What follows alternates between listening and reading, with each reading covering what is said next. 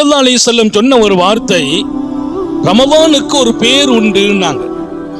அந்த பெயர் ஷஹ்ருன் சபுருன் என்றார்கள். ரமலானுடைய மாதம் அது சபருடைய மாதம் என்றார்கள். சபுர் என்றால் நம்ம தமிழ்ல பொறுமைன்னு சொல்றோம். அரபியில சபுர் என்ற வார்த்தைக்கு ஹப்சுன் நஃப்ஸ், நஃப்ஸை கண்ட்ரோல் பண்ணுவதுன்னு அர்த்தம். நம்ம நஃப்ஸை கட்டுப்படுத்துதல், நஃப்ஸு அதனுடைய வீரியம் வெளிப்படாமல் தடுத்து வைத்தல் என்ற பொருள் நன்மக்கள் சபுர் என்ற வார்த்தைக்கு தருகிறார்கள். சபுர் என்ற அந்த வார்த்தை ரசூலுடைய வார்த்தை இல்லையா? ரமலான் என்பது சபருடைய மாதம். அல்லாஹ்வும் திருக்குர்ஆனிலே வல்லதீன ஸபரு பித்திகா, அல்லாஹ்வின் திருப்பொருத்தத்திற்காக யாரு சபுரா இருக்கிறாங்களோ, சபுருங்கிற வார்த்தை குர்ஆன்ல நிறைய அல்லாஹ் சொல்றான். பொறுமை என்கிற வாழ்க்கை மகத்தானது என்பதை உணர்த்த வருகிற கட்டங்கள்.